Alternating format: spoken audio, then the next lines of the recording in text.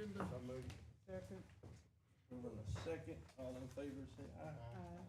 Any opposed? Hearing none. Got any public comments on the agenda items? Hearing no public comments, we move on to new business. Report on next steps required for construction of new C and D cells and closure of the existing cells. Mr. Myers is here to help us with that. Courtney, anything we need to add before you? He can go ahead. Okay. Thank you. It's good to be with you again tonight. It's been a little while since I've last been with you, maybe a year or so. I wanted to give you an update on not only the permitting process, but the next steps of what needs to be done at the landfill as it relates to the C and D permit.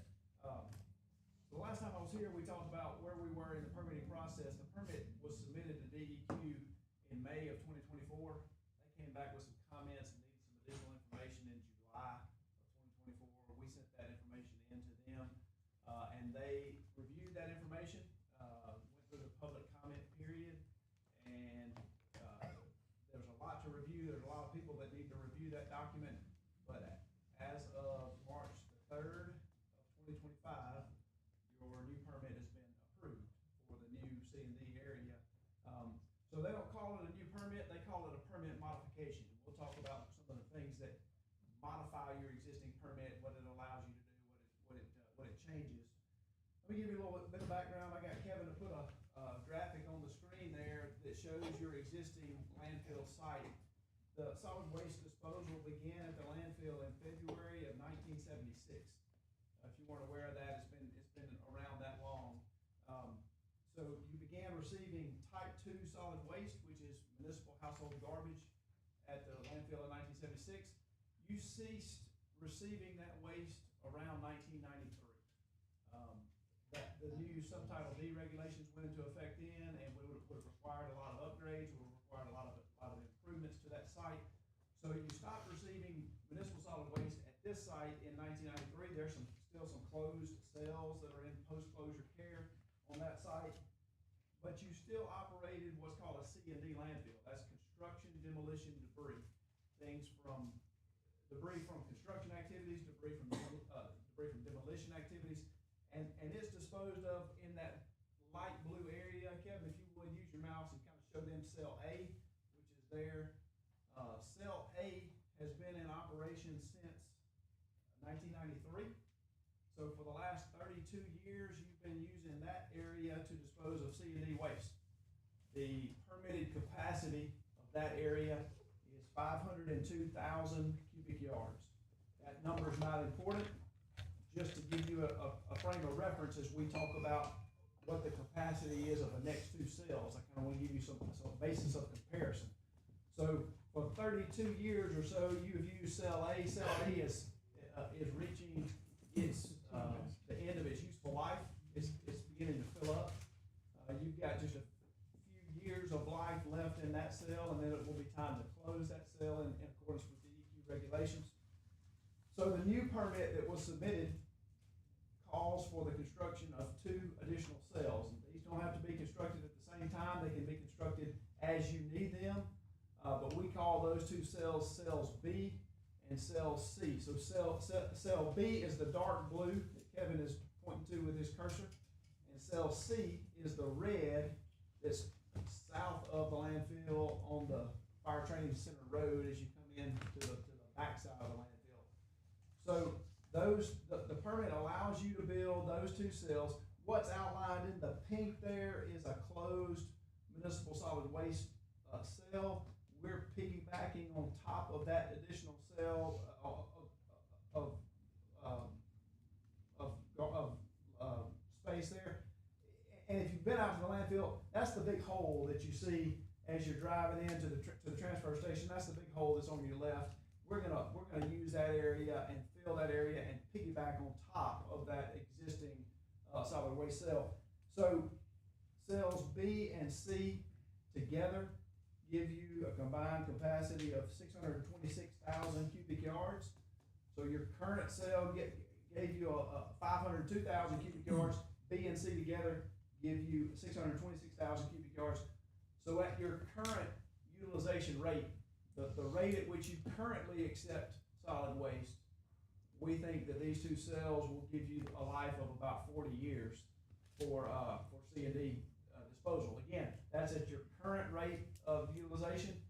So about 20 years in the first cell, about 20 years in the second cell, for disposal of C&D waste in those. So a couple of more things about the permit, some minor changes. The old permit had some language about operating hours that were very that nailed you down to a certain operating hours. This one's a little bit more open-ended. It allows you to operate at hours that you choose. You have to notify the EQ of those operating hours, but it's a little bit more open-ended. So if you choose to change the operating hours, you don't have to go through a permit modification process to do that. Other things that the old permit gave you a maximum intake of 9,000 tons per year of C&D. You never reached that 9,000 tons a year. You averaged around 5,000 tons a year. But the new permit, we asked for a maximum rate of 30,000 tons per year to give you the flexibility if you chose to, or if there's an ice storm or a tornado or something where you have to bring in more C&D, it gives you the flexibility to be able to do that. So we've upped the tonnage that you can bring in to 30,000 tons per year in both of those areas. Finally, the new permit allows for the construction of a new scale house at a time of your choosing. Whenever you choose to do that, we have permitted a location of a new scale house and change the entrance of the landfill. Again, at the time that you choose to do that, we are making the back gate the front gate and the front gate the back gate. So we're changing the flow of traffic through the landfill, and that's been approved. And again, it's whenever you choose to undertake that. There's no timeline on that. It's just whenever you choose to do that. So the permit allows you to do that, along with all the other activities that go on at the site, the air curtain structure and the transfer station and those kinds of activities. Any questions about the permit itself or about what's proposed there before we talk about what the next steps are? Be happy to answer those. Would the flow be that the trucks would enter out the back after they're finished? Is that what the thought, Corey, was that the thought process? Yeah. It would be a one-way trip to the landfill? So that's, we can It's a certainly do that, but trucks need to wait on the way in, they need to wait on the way out. Yeah, that's right. So a scale house going out, we need to keep them, that's right. Bob, I've quite, how hard would it be to convert this to a full one like Farmerville? So to take municipal solid waste, there are a lot more regulations, a lot more, and you don't have the space on this site for that. There are a lot more requirements, a lot more permitting requirements than just for a C&D. And then there's a lot of other regulations that need to be looked at permitting wise before you can just build one for regular municipal solid waste. Is there like a back of a napkin math? I mean, is there some quick and easy math on cost on something on Class A or For a municipal solid waste? Yeah. I'm sure there is. I don't know those off the top of my head though. I can get you some of those numbers if you need them. I'll get you some. So we own all the way to the tree line there, west or. Didn't we south? buy a bunch in the last year or two for future or something like that? Well, isn't that on the Not west there. side, it's not usable? That's a hole back there. We do or don't anymore? We haven't bought any property. We haven't over bought here. any property. Oh, I thought some of it was. We bought acquired or some something. dirt pits. Yeah. And and look, this, like I said, this site's been in operation since the 70s. I think most of that area has municipal solid waste already filled in it. I think a lot of that area was used years ago. That's not the only closed cell. is what That's you're not the saying. only closed, Okay. correct, that's not the only closed cell. We outlined it just to show the EQ that we were piggybacking on top of a Gotcha. existing cell.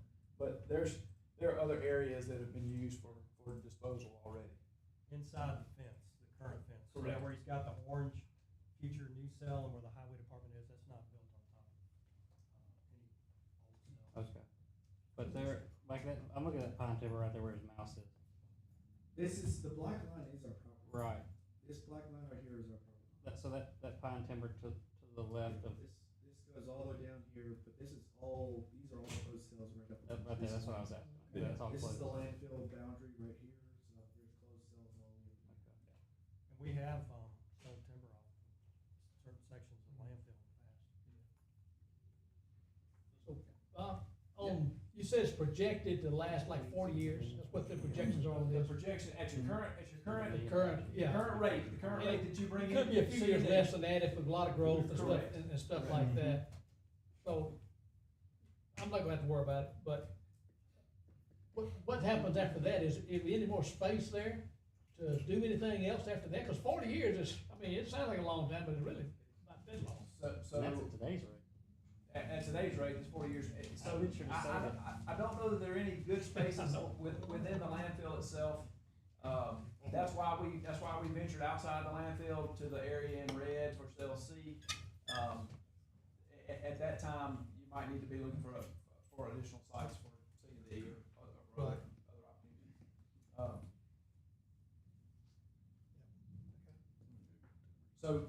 So next steps, what needs to happen to move forward with the construction of these cells, several things need to take place.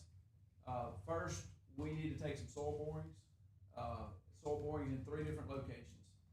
So the police area owns several dirt pits. We need to take some soil borings in the dirt pits to determine if you have a source of suitable clay. The cells themselves need to be lined with 2 feet of clay. And then when cell A is closed, it has to be capped with 2.5 feet of clay. So we need to take some soil borings of the jury's dirt pits to determine if that's a source of suitable clay that can be used for the construction of these cells and the closure of cell A. We need Bob, to- when you say closure of cell A, that's not to be used anymore, right? We Correct. Cap it with the clay. Cap it with the clay, and then it's closed no longer to be used no longer. It's out of space at that time. Yes. So the other areas that we need to take soil boring, we need to take some soil borings within cell B itself to determine the subsurface makeup of that soil, to determine how much clay we need to line that area with. And then we need to take some soil borings on cell A itself. So as that site has raised up, as it's been built up, the jury has capped it as it's coming up. We need to verify that clay cap, and we need to verify the thicknesses and the materials of that clay cap to determine how much we need to put on top to cap the final cap of cell A. So those 3 things, the soil borings would give us that information. Then we would be ready to move to final design, plans and specifications to not only construct cell B, but to close cell A. Those activities don't go on at the same time necessarily. We need to get cell B open and in service and certified by DEQ before we close cell A. But the planning can certainly take place at the same time. That way, when you have cell B open, you're ready to close cell A. And then just some minor modifications to some existing permits on site. The solid waste permit's not the only permit you have on the site. You've got a DEQ discharge permit, stormwater discharge permit, you've got an air permit, and you've got a stormwater pollution prevention permit. So those need to be modified as we bring cell B online to keep you in compliance with all of the permits that are there on site. So several steps need to take place before we can actually go to bid and hire a contractor, but that's where we are now, is we're ready to take that next step. We're ready to take the soil borings, we're ready to do the design, we're ready to do the planning. I'll tell you we estimated this worst case scenario. We'll come back to you with a final budget once we get all the information together from the soil borings. Construction of cell B, we estimated to be about $700,000. That's assuming that the police jury has a source of suitable clay, and that's the contractor hauling the clay from your dirt pit. Again, we'll work out whether or not the jury can help in that, assist in that, try to save some money. If the jury uses their own forces, we'll figure that out in the final design. But the assumption is that you do have a source of suitable clay. You're not having to buy the clay. You've already got the dirt, and that it's done under contract. And then finally, the closure of cell A is about, we've estimated it about $800,000, and again, that's worst case scenario. That's if we have to put 2.5 feet of clay over the entire site. We anticipate there's already some clay capped on top that we'll verify with those soil borings, and we'll get a little bit better numbers. But that's kind of where we're looking at construction-wise, what those estimates may be. And again, those won't go on at the same time, those aren't dollars you would probably spend in the same budget year, but that's what's required. Once cell A is, the useful life is gone, the DEQ will require you to close, so. Courtney, I got a question. Are we using our new dirt pits yet? Do we know anything about the iron ore there, or? No, I know- we haven't actually gotten into them yet. They've done some, they've built like a fire lane, correct me if I'm wrong, Kevin, but I think they've worked on, Yeah, they work on. making sure it got a fire lane around. So we're not actually in there digging yet? Haven't really started hauling anything from them yet. Okay, so we don't know for sure what, No, they'll have to go out and bore, but, potentially, I think, even the old dirt pit, I think, has some material that's gonna be suitable. Usable. Is there a time frame to this? We think we can get the plans done by the end of the year and be ready to go to construction. It's up to the jury as to your timeframe on moving forward. When do we need to close cell, the existing cell? Cell B? Cell A, when it reaches its full capacity, it will be time to What is close that, it. 2 years, 3 years, a year? 2 years or so, 2 Okay. years or less, yeah. 2 years How or long does less. it take to build this cell B? Several months, I mean, you're not talking about a long, process. There is a certification process that the DEQ wants, they want verification, they want pictures and those kinds of things, and we'll have to prove that. At every step of the way, we've gotta keep DEQ in the loop and let them know what's going on. Now's the time to go ahead and pull the trigger on this. We're about, 2 years of capacity and life left, and it's gonna take that long to get the design, the borings, through the whole process. But Bob, there's really no way in the existing cells that we have highlighted to try to make a full-blown site, is there? Not a full-blown landfill site, no, not at this site. So once they're closed, you can never do nothing with it. You couldn't go in 20 years and do something with it? Well, so the idea behind when these were closed was to go through the closure and post-closure care. You're within months of being out of the closure and post-closure care period. Now, I don't know if I wouldn't say never. I don't know if we're building a C&D cell on top of municipal solid waste, so that's allowable. Those things are permitted and allowable. I don't know if that's the best use of this site to reopen it and use it for a regular landfill, unless there may be a better site out there. So closing one is just a matter of capping with the 2.5 to 3 foot of clay, or is there other things involved? For C&D, it's 2.5 feet of clay and revegetating with topsoil and revegetating the site, sending closure reports to DEQ, and then it's under what's called post-closure care for a period where you're required to do inspections, you're required to look at it, you're required to maintain the vegetation, and report all that to DEQ during that time period. Courtney, will all the appliances and shrubs that are now kind of in the front go to the back, or will that all kind of be, Yeah, have to we be haven't worked rearranged? all that out yet. I was just kind of curious, We're still see gonna now it's in the we're still back gonna of have it. an area for those, yeah. okay, so we need a motion to let them move forward with Well, closing, that's with the opening. next one. That's the next Oh. item. So we're done with this item. Yes. All right, that's all. Any more questions before we move to the next item? Thank y'all. No? Thanks, Thank Bob. you, I Thanks, appreciate Bob. it. Now.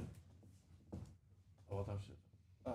All right, item number 2 is authorizing engagement of Riley Company of Louisiana for design and construction activity associated with construction of cells C and D, the new C and D cells. That'd be open cell B and get cell A ready to close. Can we get a motion for that? So moved. Got a motion, a second. Any questions?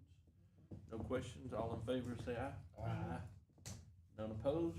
All right, any other business? We had Love the Boot, Saturday, despite the weather, good turnout. I think we had about 1,200, participants. Not sure how many roads, how many miles of road. We still didn't get the metrics that we wanted. get, they are not getting any. Not all of it. A little better this year. I think, I had heard from, you get a text from somebody that said they had collected like 1,400 pounds. Yeah, that was just what the, sheriff's office collected on their trailer. About 1,400 pounds. So, I asked Jackson how many miles of road, I think it was 92 miles of road that would take, I think. yeah. But the whole process flowed a lot better this year, you know, it just comes with experience, and I think we've got some things that we talked about that we can make it even smoother next year, so. I saw a big difference over on Beacon Light Road and Water Tank Road this morning. All right, no other business? How long, I guess, just one more question on the C and D. Like, how long would it work with the C and D fees that we charge the contractors and stuff every year? I mean, what kind of return are we talking to pay that bond off? I know we may not bond it out, but just generally speaking. Yeah, our intention at this point, you know, Michael and I have had discussions, I mean, we're not looking at bonding this out. Okay. I think we have enough reserves that we can, you know, pay for this. Out of those Upfront. reserves. How much do we Yeah. bring in off that, though, figure, ballpark number, anybody know? It's a couple few million. How many, couple million Yeah. On C and D? on C and D? Every year? No, No. I'm thinking less than 12. What we charge at the landfill when they bring it in? 20. Is it on your report? Yeah. Anyway, we haven't gotten far enough into the process yet. You know, we need to get this one new cell done, because we're running out of time for the old cell. The Yeah. third cell that we contemplated was, you know, we're gonna need it eventually anyway. But why not make it more of a commercial use cell, or make one of them more of a commercial use? Because we get calls all the time, I know Kerry does, for these contractors that are working at Tech or GSU or something, they need to tear a building down. Well, they're not asking for a free ride, they just wanna take it, you know, we gotta tell them, hey, you know, Monroe, we're not, because we don't wanna lose the capacity, you know, for our citizens, you see what I'm saying? Well, this will allow us to take a little more of that in, so it could be, an additional revenue Let's go. generator. So now some of the contractors can start trying to bring more stuff there. That's correct. But they can't have trash. But most of your roll-off dumpsters should be mostly construction. Construction debris. Right. Everything, every got Coke bottle, everything. every sandwich. We get wrapper, calls all every the time, McDonald's. you know, they're tearing up a large building down, and we just have to say, no, we don't. Because we're 2 years, or we're just too close. Yeah, to I mean, capacity. it could eat up Yeah. 3 or 4 months of capacity, and then there we Yeah. are. That's Yeah, we're in the hundreds of thousands with tipping fees, but that makes plenty of sense right there. yeah, with this potentially, I mean, obviously you have 3 sales, you're looking into it, you could be returning your investment pretty quickly. But the bottom line is, to keep in mind what Bob said, we're not doing all this in one budget year, so Mhm. it's spreading out the expense. And we built up some reserve in solid waste disposal for post-closure. For this kind of stuff. And things like this. Yeah, and good things work. like this. All right, anything else? Public comments? Meeting adjourned. Oh, can I get a motion to adjourn the meeting? Second. Meeting adjourned.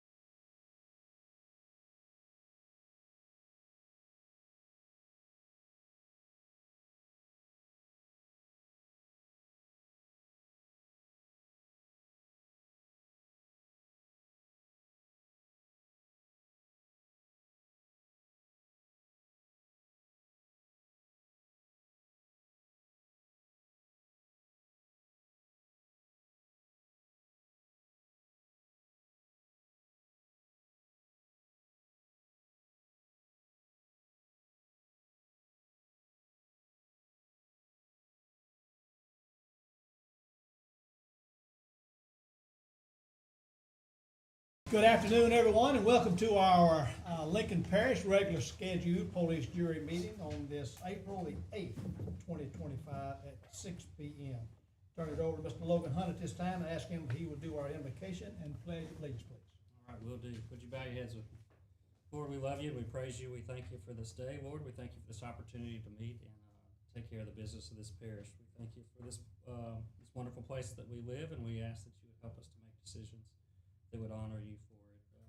As we close tonight, we would ask, Lord, that you would be with Ms. Straughter as she heals. In Jesus' name we pray. Amen.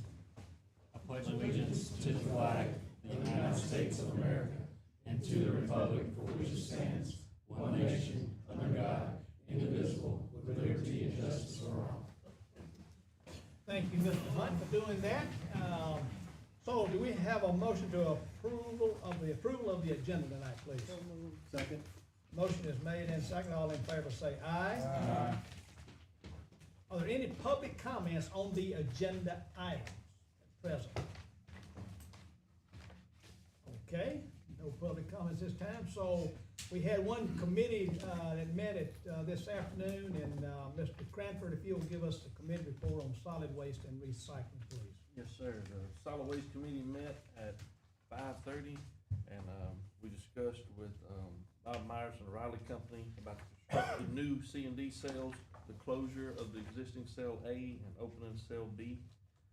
And then we voted to move forward and let them allow them to start moving forward with the process to close A and get B, or actually get B up and running, and then we'll close cell A.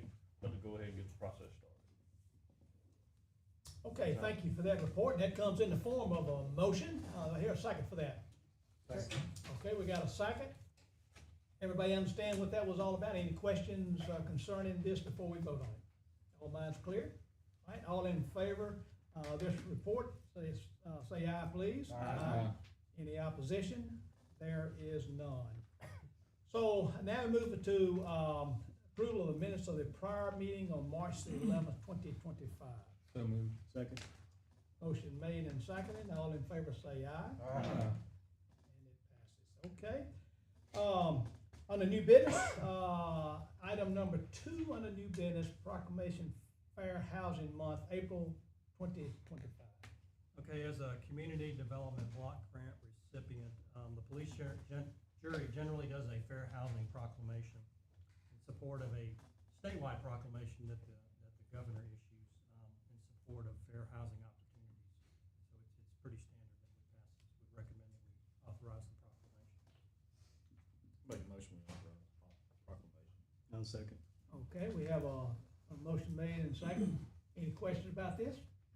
All in favor say aye. Aye. Any opposed? There is none. It passes unanimously. Item number 3, scheduled public hearing for Tuesday, May 13, 2025, for the purpose of receiving public comments on proposed collection of local hospital assessment and according with subpart D-1 of Part 1 of Chapter 5-E of Title 40 of the Louisiana Revised Statutes of 1950, comprised of Louisiana Revised Statutes 40:1242.1 through 1248.10, and to enact an ordinance to that effect. Yes, and so I think we have some people here that might want to speak to that. But Courtney, is there anything we need to say about it before? No, this is the first step in the process of being able to issue the assessment.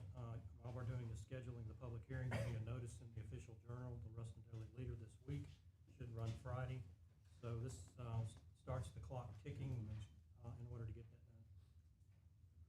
And that would be at the same night as our regular. And it's it'll be scheduled for 6 o'clock p.m. May the 13th.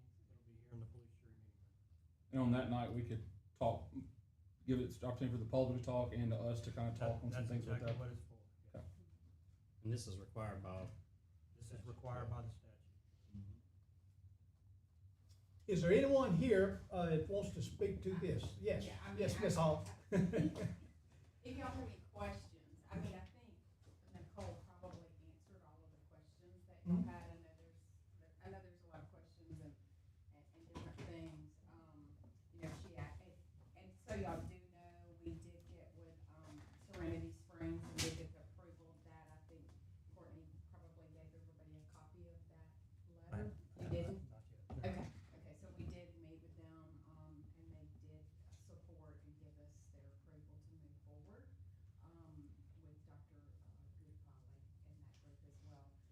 so, and then Nicole talked about a lot of things last time, we threw out a lot of things at y'all as well. Lisa, my CFO, that's with me as well, and so what I kinda wanted to just talk about a little bit, because I let Nicole explain it, because all that stuff, that's what Nicole does. So what I do is what I do here. Right. And so, you know, I wanna just talk about where we are, where we've been, where we're headed, and just talk about some of the other things, because I know there's concern that we wanna keep the money in the parish, in Lincoln Parish. Where have the investments been? How much has been committed to our community already? And last time we were here, I said about $9.5 million. That was just on the hospital side of it. So I told Lisa, I said, get over here, buddy. I said, let's look at this. What have we really done? What has Allegiance Health Management done in our community? And so when we started looking at it, it's kind of shocking, but I'm gonna kind of go through the process of it. So he purchased the hospital July 1st of 20. That was in the middle of COVID, if y'all all remember that. How well we did. I wasn't here at that moment. I was still in Winfield. So, but they moved forward with that purchase. And in the middle of COVID, and guys, a lot of people don't realize, but the hospital didn't receive any COVID funding because of the sale that occurred between CHS and the hospital. So most healthcare entities did. We did not. That hospital did not. You move forward the following year, and there was still a lot going on in 21, and he invested somewhere around $3.5 million that year, just on equipment, that upgrades of computer systems. Lisa can get into details if y'all want to know. There was a lot of upgrading of computers, surgical equipment, endoscopic equipment for surgeries. And so it was about $3 million that year. And then you roll into the following year, which was 22, and we opened the medical office building back up, the bottom floor, and we opened a clinic. We put some nurse practitioners in there and started the process of, we've got to get some doctors recruited in, because that's the stability. You have to get more doctors recruited in here. And so in 22, we start that process of how we're going to start recruiting, and recruiting certainly is very expensive, and y'all are welcome to come in. And so that was in September of 22, and then in October we purchased the land for the new hospital, which was around, I believe it was 3.6 million. That we purchased the land with full intentions of that's the process of moving forward. And then the following year, working with, knowing the hospitals over there, St. Francis reaches out to Rock and says, you don't want to buy that building, and if Dr. Bobby Ensmeter wants to come on board with y'all, we would allow that to happen. So we go and we meet with him, we buy that clinic, and that was in October of 23, and that clinic was, it was a little over $3 million, I think about 3.2. And so then you fast forward, so that's, we have that, we are drawing up plans because we're going to expand and put 20 more rooms over there because we're looking for family medicine. Had 2 on the line that we knew were going to be joining, and so Grand Clinic goes up for sale, and so he stops. Takes time to make all the things happen. That acquisition was complete November of 24, $2 million. When you add it all up, Lisa can give the exact number, but when you add up the commitment that he's made for Lincoln Parish thus far, it's over $16 million. And for 25, we got the robot, and I told y'all about that last time, and that was $2.5 million. For this coming year, for 2025, as we work toward drawing plans for the new hospital, we've recruited in 14 doctors that are here now, and we've added a lot of service lines. We've added, we also opened the inpatient rehab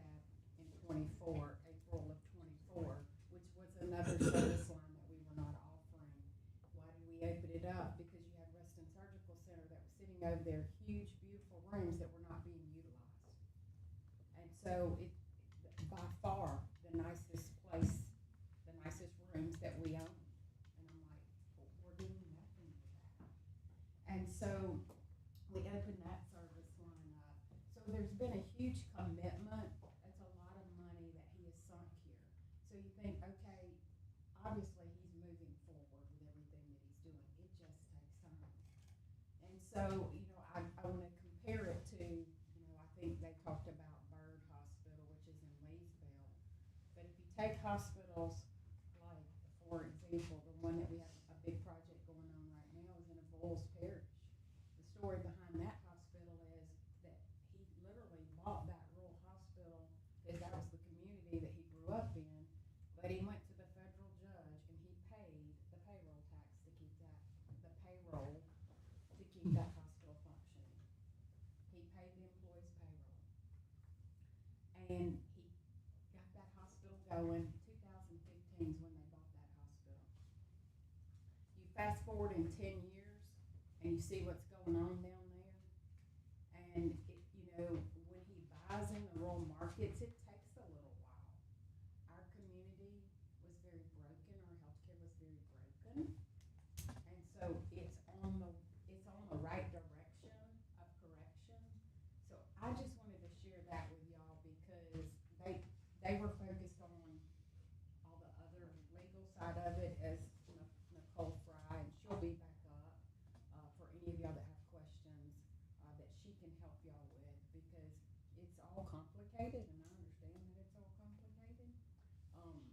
But I can just tell y'all what we've done and what the commitment is here. The things that we're working on this year for our projections for this year, all the things that we're doing, it's about $5 million.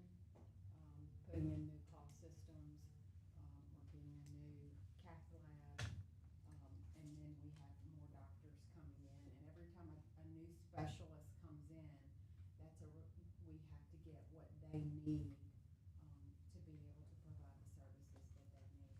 So that we do have a list of a total list of 14 that have been recruited in that have already committed. We have 3 more remaining to come in. Two that will be late summer this year, one interventional cardiologist and another ortho, and then we have gastroenterology set for 2026. So, do y'all have any questions? I hope that helped a little bit, because I'm going over there in the weeds trying to make all these things happen, and when I had her pull all these other numbers that we didn't even talk about before that meeting, it's a lot of money that's been invested in Lincoln Parish. And so I think he's very committed to our community. The money, like I say, she can explain, but it comes in, we do the assessment, and when we get money, it comes into our checking accounts. So. Scott, I have a question. I know Rock operates about a dozen hospitals, kind of in the rural and thing like that. Or is this taking place throughout all his hospital networks? Is this being offered? I know most of them are rural. Is this going to be something that a lot of them? Because it's just if it is, it's going to be a pretty large influx of cash that could be received throughout his whole network. To be honest, Moose, there are some of the facilities that I think have something very similar. I know they're working in Vernon Parish right now. I think Vernon and Avoyelles. Webster as well, I think. Okay. I think my biggest deal on voting yes or no when this comes to a point is making sure that, we need a hospital. I understand being in business. I've had multiple businesses where sometimes to keep something going, you have to. I've done it with stores that we've had that weren't making it, and then finally threw it, then we finally throw the towel in. And I get it, but it's a little bit different when you're talking about a community and healthcare than you are, doing food, I guess you could say. Yeah. I think the biggest commitment would be, in my opinion, is not just saying that it's here, but showing us that it's here, maybe quarterly or something like that. Because from what I understand, like this, at some point can be taken away by the vote. If at some point, is that right, Courtney? Well, it's renewable annually through resolution. Okay. If you don't do the resolution, then it's not. So I mean, I would think showing us like where it's going, how it's going, a plan, and you know maybe quarterly or 6 months, going, hey, this is what we're doing, this, and then Sure.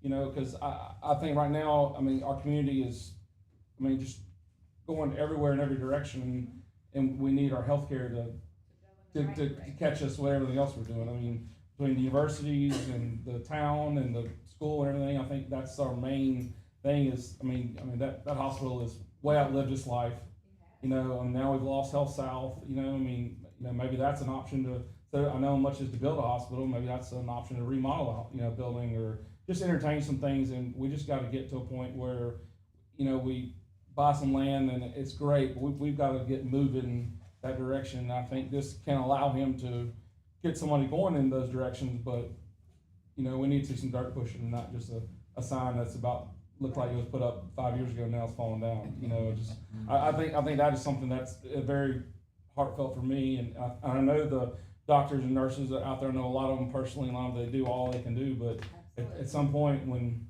you overcook something and it's burnt, it's burnt, and there's nothing you can do with something that's burnt, you know, and that hospital is getting to the point where it's outlived its use. Right, there's a lot of that seems, a lot of the money that's spent, you know, and that was the whole intent, when we purchased it. And they came in about remodeling and it was a lot.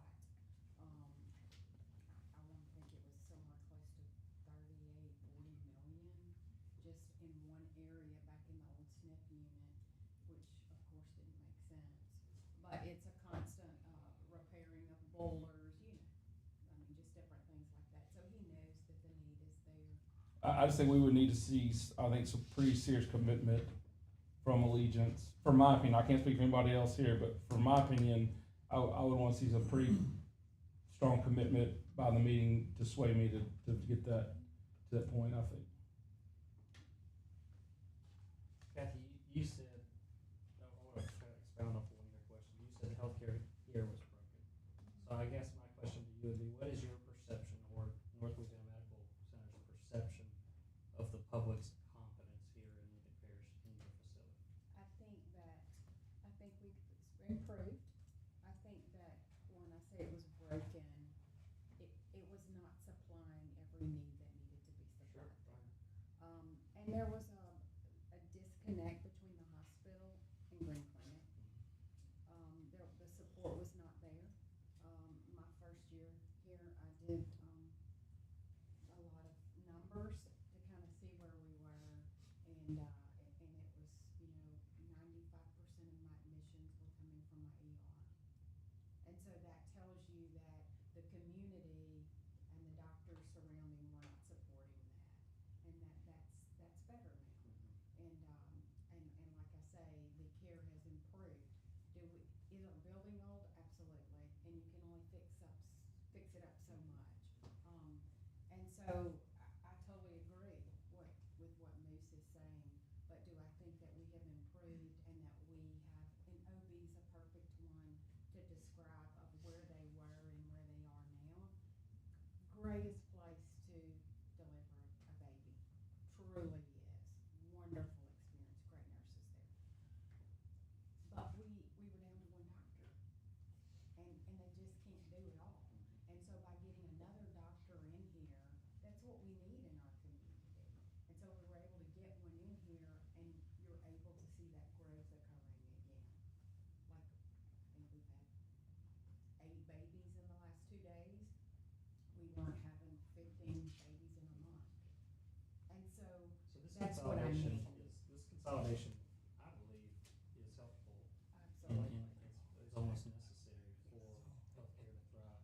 Yes. So with that being said, I mean, you've got this potential funding source, additional funding source. You had your recent, rural designations Yes. increased and then you've got the consolidation of the Green Clinic. Yes. So I guess that's, I just wanna echo what Moose is saying. I think this is gonna be great Huge. for everybody. That's what we feel like, what we want to be able to tell our people is absolutely, they have it going on down there. Go down there and they will take care of it. And we wanna be able to say that. And we wanna be able to help you to say that. Yeah, and like I told y'all, when I had a small group with y'all, I had a meeting with just a few people, you know, my husband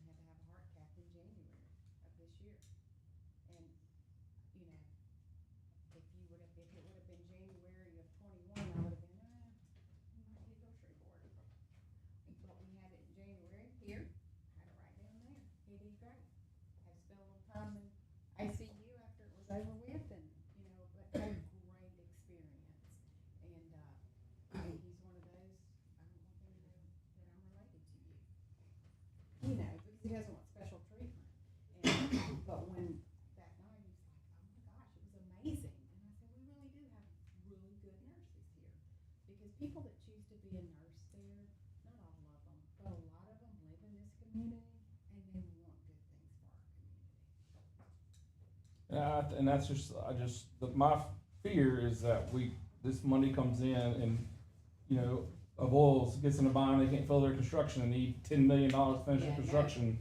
That we're gonna move it down there or something like that, and I just think it's time to get either a building redone, a building up coming off the dirt or something, because that is one of the things we are, you know. But even if you take the money and put it back into the hospital, Yeah.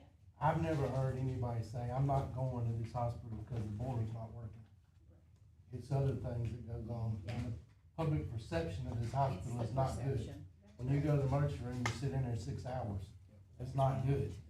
So when people come back, especially my people in my district, come back and say, y'all are financially thinking, we're trying to help the hospital, and nobody wants to go to the hospital. So you go market people and you start asking people, I'm not trying to be mean, but what I'm saying is you ask them, will you go to the hospital, and you won't find, you won't hardly find them. They say they go to Monroe, they go to Shreveport.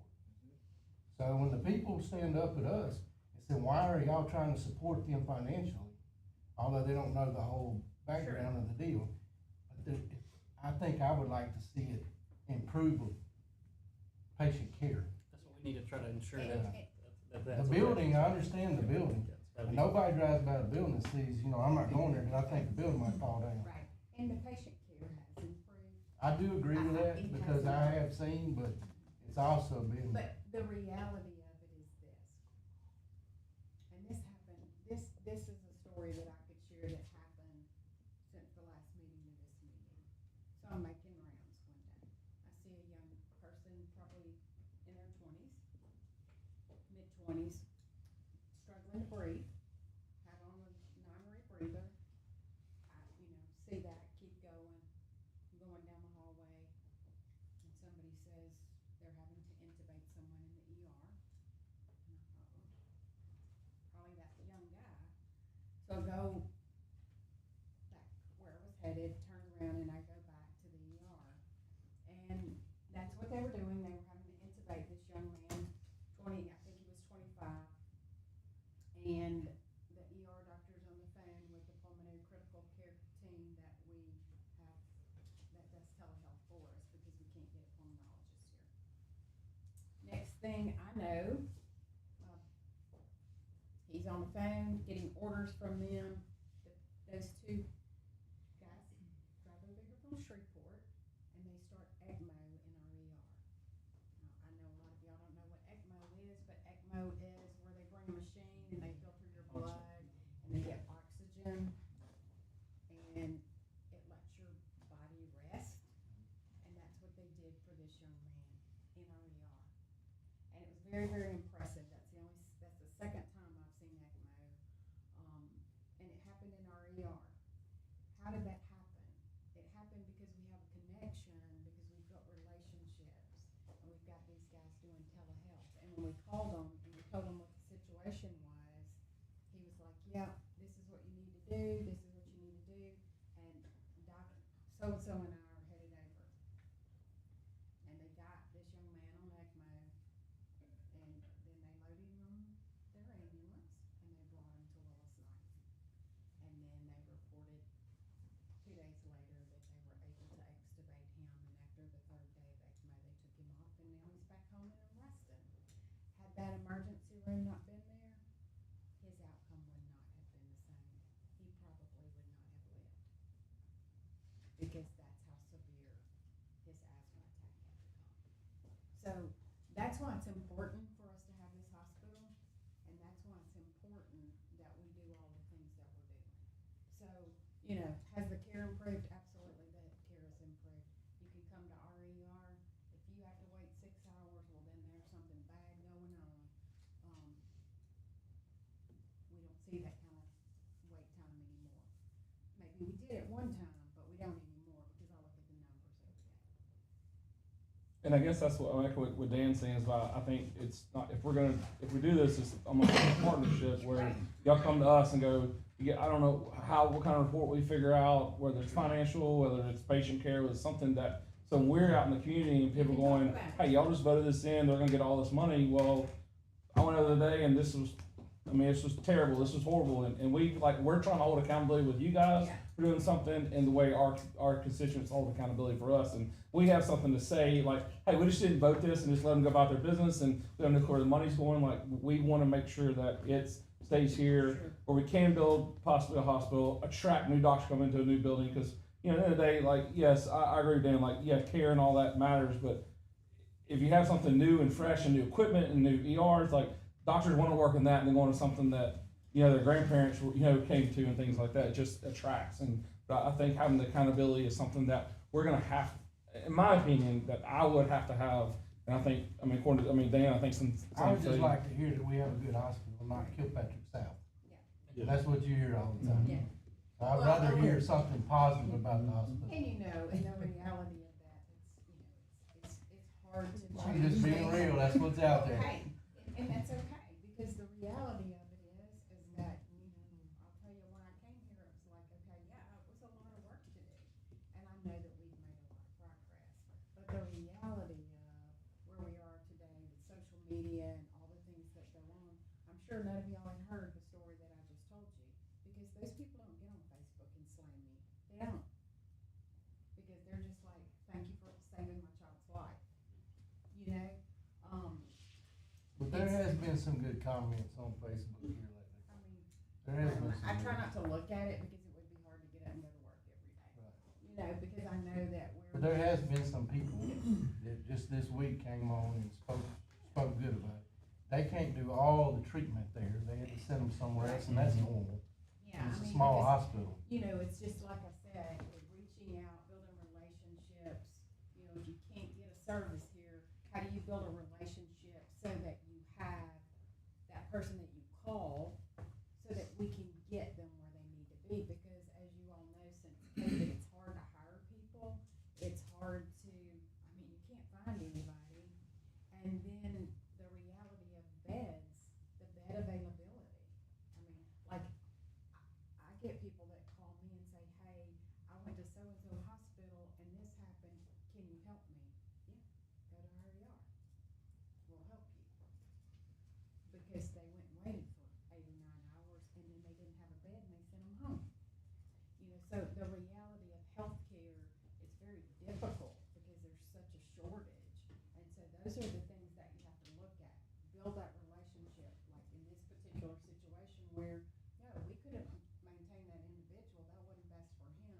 But have that relationship with somebody in Shreveport, Monroe to get them a bed. Because if you don't, sometimes they end up getting sent to New Orleans or Mississippi, Texas, because Shreveport may not have a bed for them. Monroe may not have a bed for them. They may not have the specialty. And so that, you know, those are things that people don't realize. I remember one time being in the ER and we called 106 facilities trying to find somebody a bed for neurology. 106. And you're like going, wow. You don't realize it till you're in the middle of it. So, but yeah, I don't have a problem coming back and giving updates. Would love to work with everyone, to do whatever I can do. Thank you for what you do. Okay, yeah, we appreciate you coming. Thanks, guys. Tonight. All right, guys, if y'all Thank you. need something, Thank you, just Lisa. let me know. So this Motion second, vote. Okay, so we've heard some discussion and now we're ready for somebody to make a motion on this, that we, accept this and schedule this, public hearing for May the 13th. So moved. Second. Motion made and seconded, all in favor say aye. Aye. Any opposed? And it passes unanimously. Item number 4, adopt resolution authorizing submittal of application to drinking water revolving loan fund on behalf of Lincoln Parish Waterworks District, Mount Olive Waterworks District. Okay, Laura Hart is here. Yeah, She's okay, been Laura. working with the Yep. district and she'll explain. Hello, everybody. You know, we've been working for some time now to try to identify some grant funding for the needs at Mount Olive Water System. And we have not been successful. A lot of the competitive grants, they're competitive at the state level, and we have a lot of rural water systems with terrible report cards with LDH. They always beat us out for the competitive grant funding. So we're trying to get creative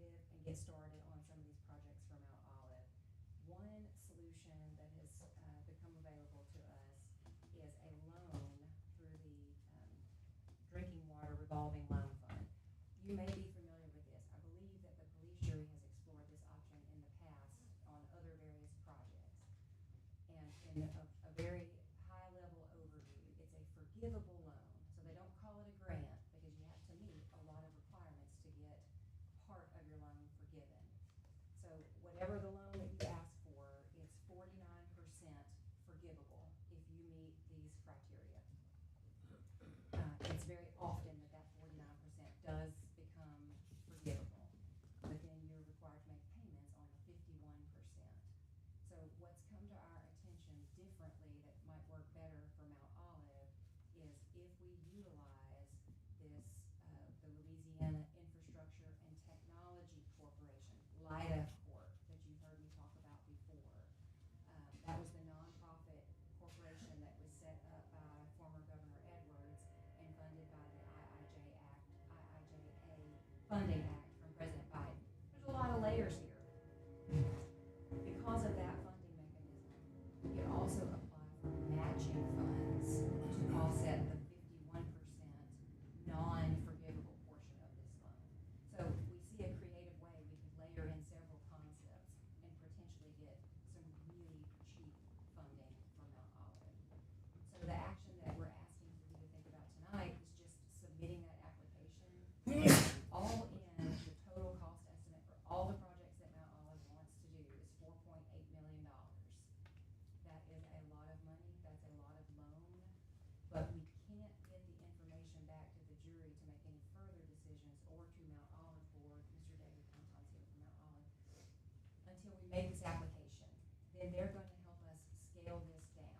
Scale it down for what? Scale it down to what type of payment that we could show that Mount Olive can afford based on their rates. So no one's asking the police jury to make any sort of financial commitment at this point or even in the future. We're going to scale those projects to see what Mount Olive can sustain on their income. But we can't get that good information unless we actually make the application and start that process. What's the reason why we're getting beat out on these grants? Well, the other water systems that are applying, like the usual suspects, I say, like the CDBG, the block grants that the police jury applies for every year, we're competing with other water systems that have multiple boil advisories. Yeah. And Mount Olive doesn't have that. They have issues that we want to help them resolve, but they're just not as bad. Their water quality, their contaminant levels are not as high. That's who's winning those. Most recently, we did a letter of interest through the same group that does block grant, the Office of Community Development, because they're also managing some grant funds from the EPA, and we didn't get selected to do a full application, and that's why the contaminant, every month when Mount Olive submits their testing reports, our contaminants are not as bad as some, and so that's who's getting those competitive grant fundings. So this is a loan, and as best we can tell right now, we would apply for a loan in an amount, probably not the whole 4.8 million, because we know that Department of Health doesn't cover all of the wish list items that they have, if you will. So once we make this first application, we're gonna tell them this is everything we want to accomplish. Then they'll come back and say, well, we don't cover X, Y, and Z. So that will scale it down some in that natural process. What needs to be done for $4.8 million? A new distribution system. Sound like a pretty bad So system. lines, elevated tank rehab, repainting, patching on the elevated tank. And I think there's some well and additional well. So it's three major categories, if you will. Two major, and the elevated tank is not quite as major.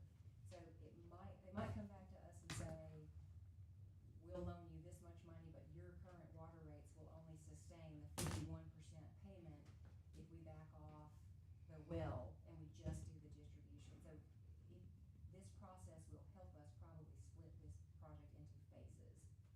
I want to thank publicly Laura for what she's doing, because we're bad, but we're not bad enough to get the block money. So we're kind of stuck in between a rock and a hard place. We got constituents, especially older individuals out there, that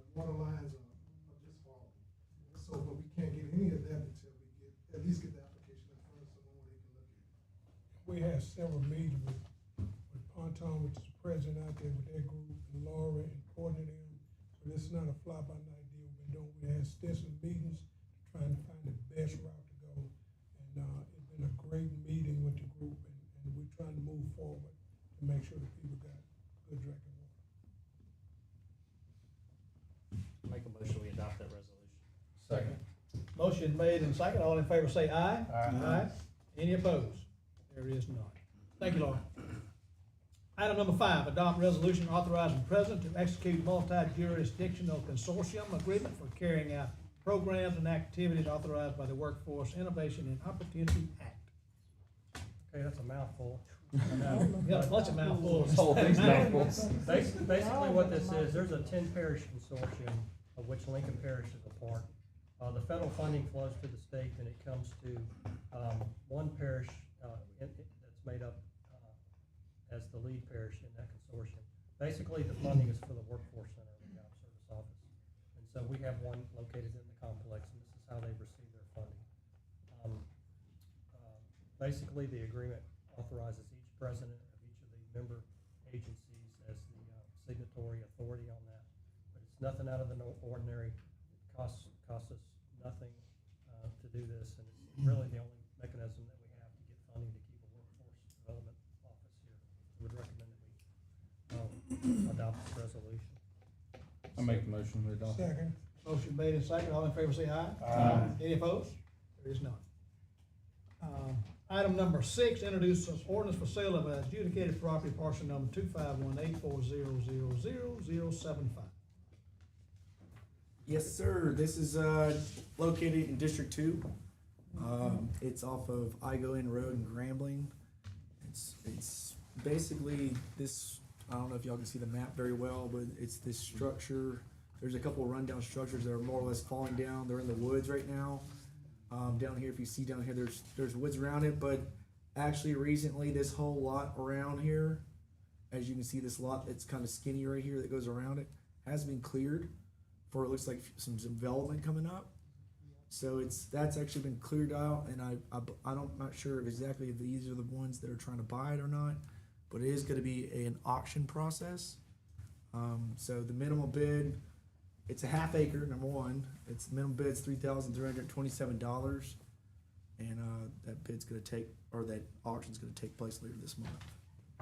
Thank you, Captain. No action. Okay, that's just information purposes on that item right there. Any question about that, anybody? No.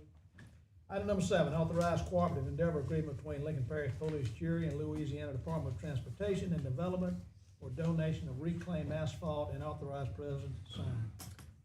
So the Louisiana Constitution actually authorizes the donation of what they call reclaimed asphalt. Whenever they come in and re-hot mix a road, the state, they usually grind off an inch or two before they put the new layer on so it doesn't get built up too high. That's what's called reclaimed asphalt. And so the Constitution allows the parish or the municipality that originates in to receive that material. And it's very, very useful. And has a lot of applications that the highway department uses for. It's been a while since we've gotten any, so we're really excited. This is coming as a result of some work that they're doing. I believe it's on, I'm not sure which road that is, to be honest. But it's going to be about, let's see, 1,500 cubic yards. And so we have to have a formal agreement with DOTD in order to get that done. Enter into that agreement. Make that motion. Second. Motion made and second, all in favor say aye. Aye. Any opposed? There is none. Courtney, all the stuff they're pulling off I-20 in this new construction, is that like that kind of? On a major project, they usually will split the donation, to the nearest municipalities. So Grambling may get some, Simsbury may get some, and then they may offer us some additional. But Okay. each of those will have to do an agreement just like we're doing here tonight. I think this is 150. 150. Yeah, Good. 150 Yeah. between 80 to 149. Item number 8, action on bids, regular cab tandem dump truck. You wanna handle that, Jerry? Jerry Lynn? We recommend that you, award the bid to Bruckner Truck Sales. They were the low bid of $167.87.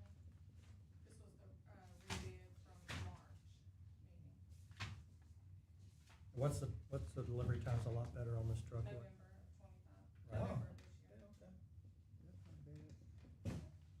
Motion, we accept that bid from Bernier Truck Sales. Second. Motion made, second, all in favor say aye. Aye. Any opposed? There is none. Item number 9, authorized travel highway department employees for diesel technician training in Dallas, Texas from 05/05/25 to 05/09/2025. Yeah, we did this last year. We sent our highway department shop people to, this particular, training in Dallas. It was well worth it. Saves the parish actually a lot of money. We don't have to, everything's electronic now. You have codes you have to read in order to understand how it all works. And that's kind of what they learn how to do, and would recommend that we authorize travel for them. Make that motion. You're actually working on trucks. Motion made, second, all in favor say aye. Aye. Any opposed? There is none. Okay, Mr. Sutton, treasury report. Thank you, Mr. President. Jurors, you have in front of you the budget to actual report as of the end of March. Obviously, 3 months into the year, only items really of note are gonna be your typical front-end items for the most part that normally happen this time of year. All insurance lines are gonna be high, obviously due to the premiums coming due early in the year. On page 4, line 84, you'll notice that gravel is significantly depleted, but if you'll recall, we do have a state appropriation for $150,000. We're trying to get it all spent so we can, or get that amount spent so we can get those invoices turned in at one time and get the reimbursement from the state. And then, of course, acquisition of equipment does seem a little off as well, but that's only because we're getting all this equipment on the front end of the year, hoping to get it in this year. That's all I have, Mr. President. Okay, thank you, Mr. Sutton. Any questions for Mr. Sutton on this? Okay, it requires no action, it's just a report. Moving on to other business and reports. Carl? Okay, 2 things I want to report. Number 1, we got a letter from the OTD saying that Lincoln Parish is in full compliance with the Office System Bridge Program once again. Kudos to Kevin and the Highway Department guys. Just make sure that all our bridges that are in the system, I think there's how many, Kevin? Sir? How many bridges do we have in the system? 30, 40? Yeah, they have, make sure that those are all properly load rated and inspected. And, a lot of paperwork that goes with that, but we're in full compliance, which makes us eligible for potential funding to replace some of these bridges. The other thing is, of course, Angela's not here tonight, but, we took some of the excess ARPA money, and put it toward, several different departments and functions. One was the expo lighting, the replacement of that lighting. Well, I am happy to report that after 2 months after that lighting, $50,000 is what it cost us. They've saved, in 2 months, they've saved $1,000 on their electricity. So I mean, the payback on this is gonna be, really, really quick, and, have heard lots and lots of really positive feedback, from people, participants and people out there, so I wanted to pass that on. You got anything you want? Maurice? No, sir. I got a few things. I'm sure y'all are well aware about the dumpster site on Herd Road that was very atrocious about 3 weeks ago now. Well, I've been doing surveillance systems out there, and we're still working on that, but in the course of a 4-day period, I gathered almost 16,000 pictures. So there's a lot of people that use that dumpster that I didn't know. So we're actually fixing to working with the sheriff's office to get out license plate readers where we can actually finish doing that and actually figure out who's messing up the dumpster, so we can actually write the tickets and see them through court. And then the other thing is, we're actually working with Maurice and them, trying to catch people that are destroying some of our sewer systems as well. And then we caught a new species last month, we caught a turkey. And that's kind of funny, but that was also the same time that I'm sure I was the talk of the Ruston EMS Fire Department that saw it as well. And then I just applied today for my Board of Pharmacy license, and then for my CDS license as well, which is Controlled Dangerous Substances. So that I can actually handle ketamine and everything else that I need to do for my job. So people vandalizing the system out there, Maurice? What it is they're dumping household garbage, Yes, sir. out there in the woods. Oh. Big pile of it. It's a big pile of it. They had the whole house up there, including the kitchen sink.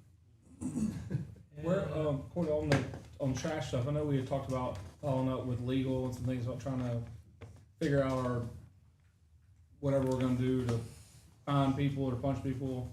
We gotten anywhere with that, or what we need to do with that? I think we're still looking at that at this point. Maybe you think we can get something maybe by next meeting, or You talking about the litter ordinance? or just, remember we talked about like, we're gonna fine people like $2,500 and $3,500 and, I mean, we talked about all kinds of stuff, but I just think like, I mean, more and more you look, I think it's just getting worse. Yeah, it is. Like, I mean, it's just, I mean, between, I mean, we can write laws all day unless they're enforced. I know, that's what we gotta figure out how we're gonna enforce it, who's gonna, you know, like, I don't know, we just gotta, I mean, I don't know, I feel like I've seen it more and more and more trash than, I don't know, maybe I'm looking for it more now than I used to, but I feel like it's just more and more and more just, I don't think you're gonna have to hit a lot of people, just a few. And it's gonna stop it for a while. Right now, they have free game, they do whatever they want to do.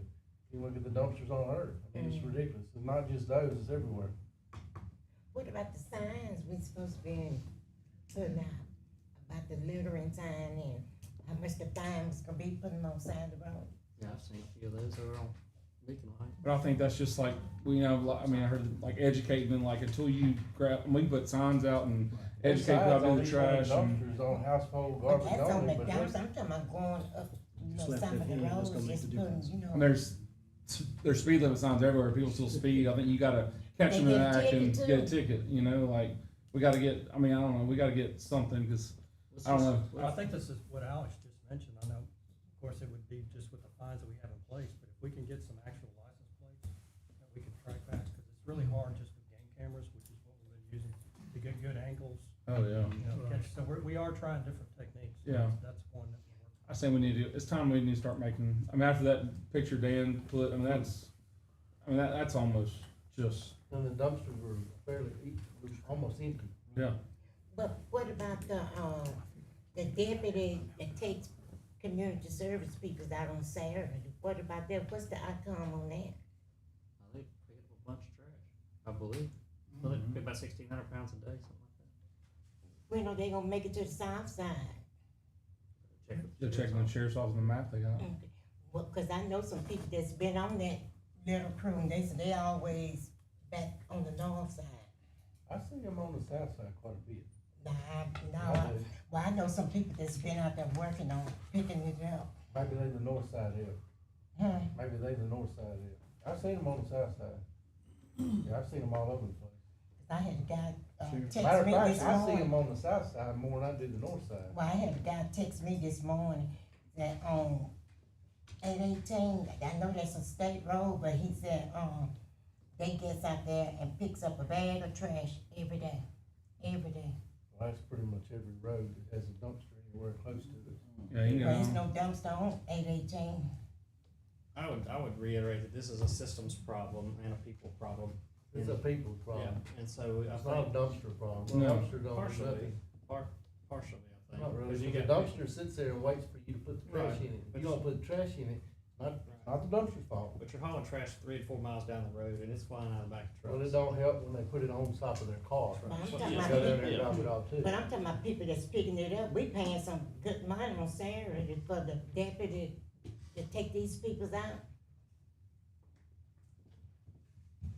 I would say that we address this in the next solid waste committee next month. Talk about increased fines like we did a while back. If there is anywhere to move on the justice of the peace, prosecution. Can you check into that one? Move on that. If See if there's we not, can get the JP or somebody to help enforce this. We know that the annex done down here is already clogged with all the other stuff they have, so we had thought maybe the JP could help with some of the fines and help with, moving some of this along. Yeah, the ordinances and the statutes are there, like you guys said, right, the enforcement's where you gotta step up. Right. And actually following through, because I know, once prosecutors, we have no trouble prosecuting, we get so few cases that actually come through our office. So, step up the number of cases come through, we'll step up the prosecution, the fines, we get service, all like that. I mean, it's just like, I mean, the more and more you look, the more and more it's just, but we've got to do something. yeah. Like I always said from the very outset, you're not going to deter dumping this garbage until you find somebody heavily. I mean, you can educate, I mean, signs and, I mean, everything. The person gonna throw it on the ground is gonna throw it on the ground, or they're gonna throw it in the back of a truck with their trash bags untied, drive 55 miles an hour. I mean, I've thrown a box in the back of a truck that's blown out, and I've turned around, you know, and got it before, but just got thought it was older, but it's just, it happens. I think the easiest thing to do would just maybe put something, and I don't have to give him and say, you know, fines will be at a maximum allowed by state law. Yeah. We can't exceed, if the state says it's $500 for third offense for this, we can't go Exceed. above that. That may just be the easy way to handle what we have in place. Like I do know whenever we were writing tickets to start with, because I was actually working with the sheriff's office at that point, and as many license plates as I was getting, is as many people were getting the ticket. And I know that 3 of them actually got through since court, I was in court whenever they went through, but a lot of them just get dismissed. But now that I've actually sat down with the DA and stuff, I haven't had hardly anything get dismissed. And the biggest thing that we got coming up is, I'm sure y'all read in the Ruston Daily Leader, I'm pretty sure where that It was in there today, I think. for the dog bite that turned into the, stakeout out there basically, because on 820, we had someone barricaded herself inside the doors with 2 bite dogs, so that was a fun call out this weekend. I read the paper this morning, I guess I missed that one. It was front page. Okay, any other, reports?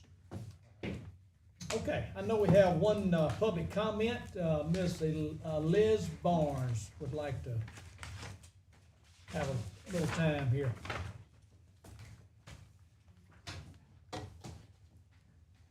And it's Liz Barnes Adams, by the way. Barnes is the maiden, Adams is the married. Oh, I got you. So I prefer Adams, but I do recognize Barnes too. Yeah, I got you. And we'll let her, she's handing out the papers.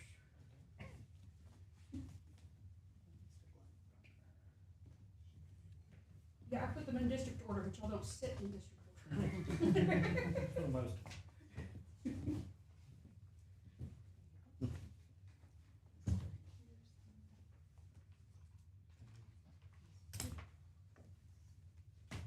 On the left side, you'll find just some information sheets that I thought you might find useful, and the copies of the laws are on the right side. The laws I'm gonna be referencing are on the right, on the back side, back pocket.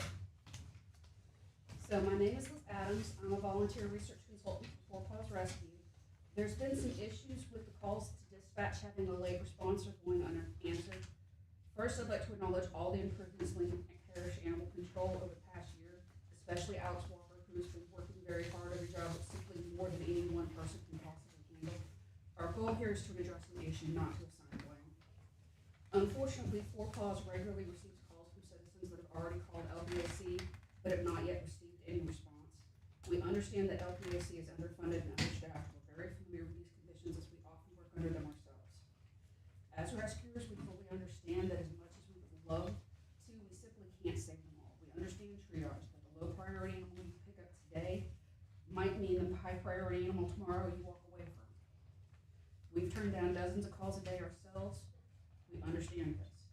Unfortunately, the general public does not. When they call and they don't get a timely response, they assume they're being ignored, and that's not y'all's intention, but that's how they're feeling. And that's when they call us to say that they're having an issue. And unfortunately, because we're at capacity, we're having to also tell them no. And this is, sorry, I got off subject. Many citizens don't know that there's only one officer or that there are funding and staffing issues. They assume that their tax money goes far enough to cover everything, even when common sense should tell them otherwise. When they receive an untimely or no response, they incorrectly assume that they are being ignored. The general public doesn't understand that sometimes you have no choice but to walk away. They don't understand that some cases are lower or higher priority than others. The general public is often less discouraged if they're fully informed. It would be beneficial to tell the caller that it's going to be hours or that a low priority case is being passed over. Often we get reports where the caller has been waiting with the animal for hours because they were under the impression that an officer would be there. These miscommunications cause anger and mistrust among the public when that is not y'all's intent. When Four Paws was defunded, our resources became very limited. As much as we want to help, we simply do not have the ability to do so at this time, nor is it appropriate for us to intercede in active LAPAC cases. A single officer for 431.8 square miles and 17,279 people solutions is to hire more officers, but that takes time and money, and as such is not an immediate solution. It is, however, something that hopefully can be budgeted for soon. So let us focus on some more immediate solutions. When I began researching state and local laws, I was very surprised to find no mention of foster programs.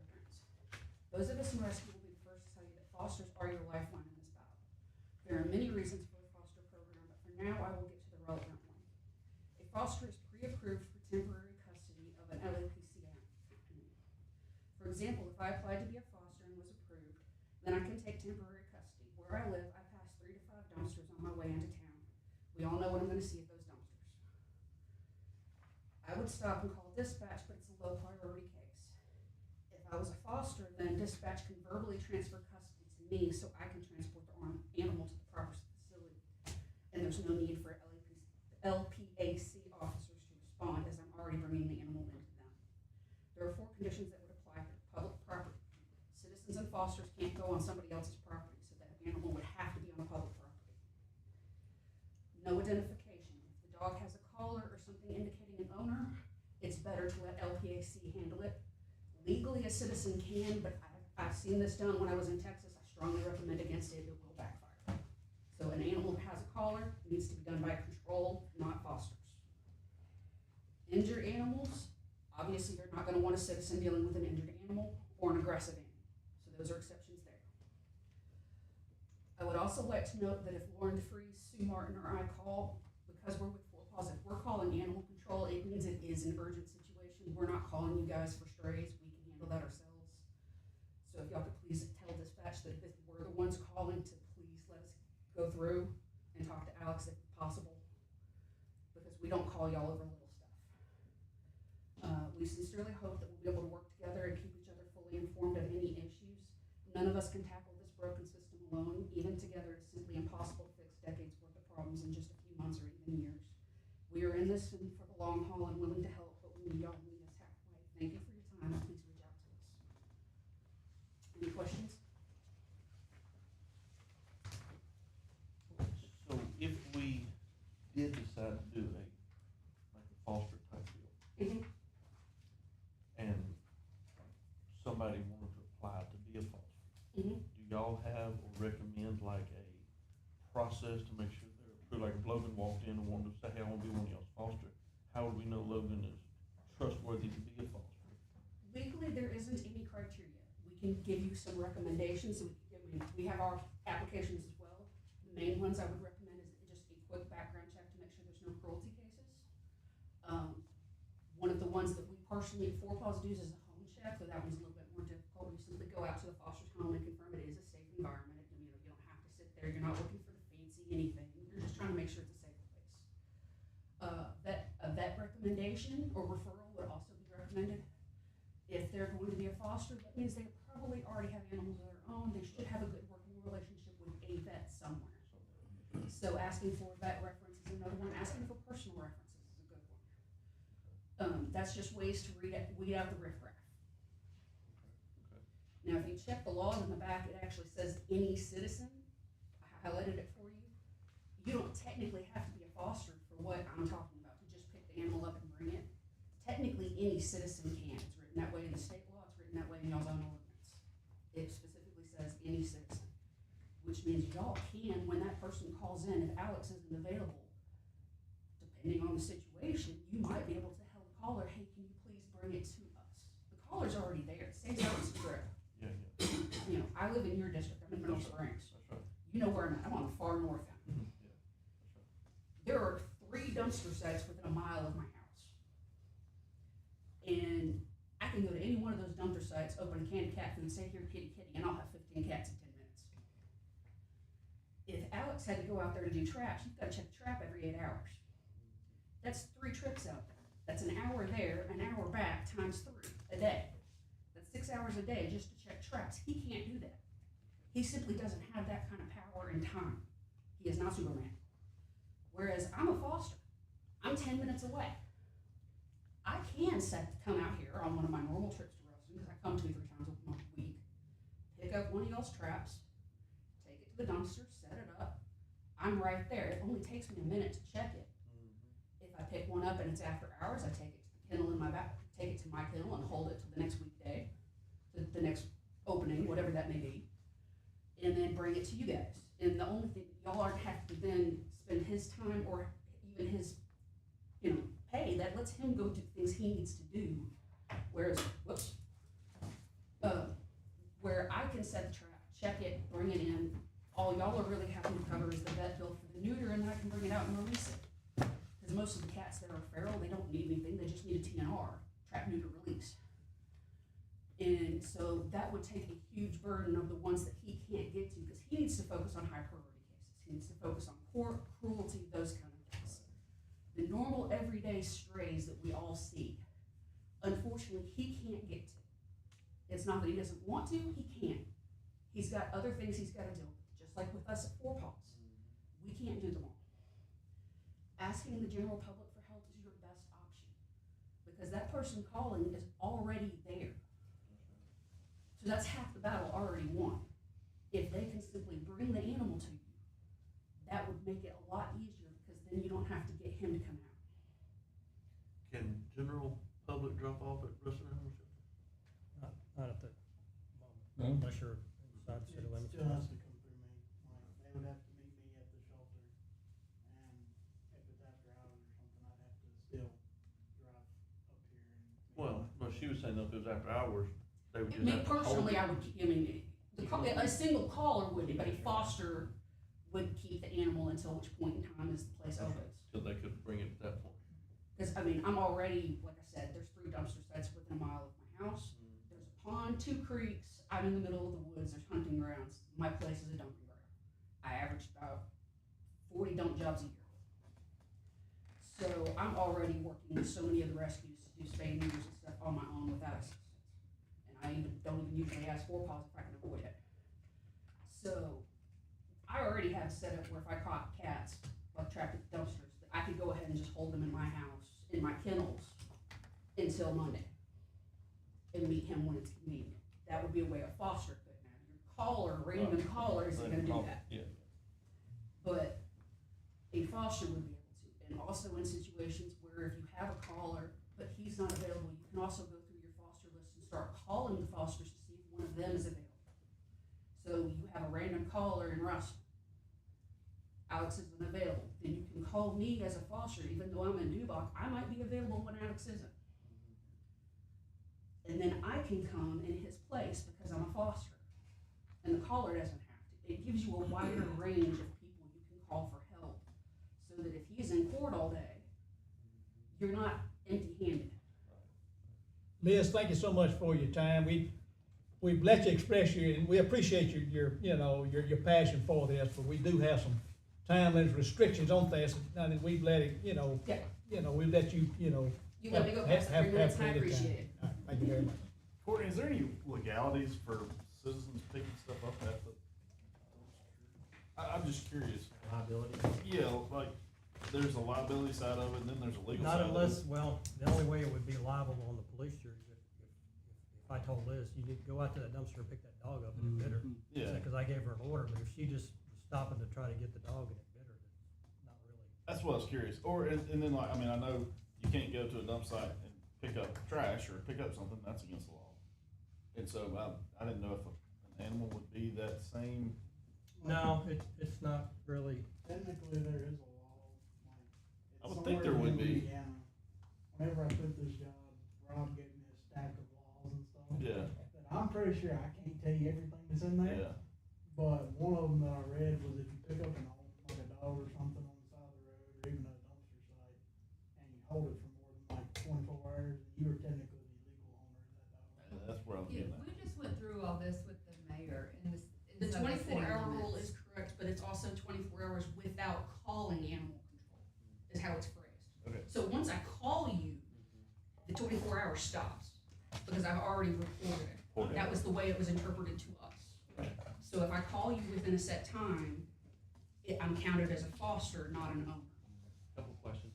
Is anybody in Louisiana doing this and doing it well? I don't know if anyone in Louisiana is. I grew up in Texas, and we had this exact same program in Texas. That's what I based it on. It's from where I had it in Fort Worth. I don't know of anyone in Louisiana doing it. Fort Worth is doing it? Fort Worth has been doing it for 20 years. we did great with it. Do y'all have a foster program at Fort Falls? Oh, yes. How many foster parents do you Not have? many, usually me and maybe 2 or 3 other people. Yeah, we don't have a lot. Now, That was gonna be my during the next question, like, freeze, so- people come to our Okay. rescue, but. Yeah, like, so how many, do you think there's a population that would be interested in doing this, I guess is what I'm saying? Like, say we were to open something up like this, or y'all were, somebody wasn't, is there a population of people that are, we foster children at my house, and there's not enough foster parents in Lincoln Parish for the children Right. that are going into the state care. You will never have enough, Yeah. but having a dozen or two is still better than none. Do you think that's unrealistic in Lincoln Parish or no? For the entirety of Yeah, y'all- Lincoln Parish, a dozen probably is about right. I think more people would wanna help, because since they, if they know someone's not gonna come for hours, they're just gonna leave the animal on the side of the road. And it might help if we start documenting every call, email, message, phone call we get of just about animals at dumpsters. And maybe Well, that'll kinda. We recognize that that's an issue. Yeah. We've got a trash issue and an animal issue with the Mhm. dumpsters, and we realize that, and we're working on some long-term planning in that effect, so. And you're also gonna have more that are gonna be willing to do the foster purely as a drop-off rather than a hold. I got you, yeah, we're Because not asking. simply dropping the animal off isn't that big of a deal, it's Take it just a to the ride. house. But the ones that are gonna have to keep the cat over the weekend so that I can get it to Alex, you're gonna have less of that. Understood. Thank you for. You'll hear a motion with adjourn? So moved. Motion made, second, all in favor say aye. Uh,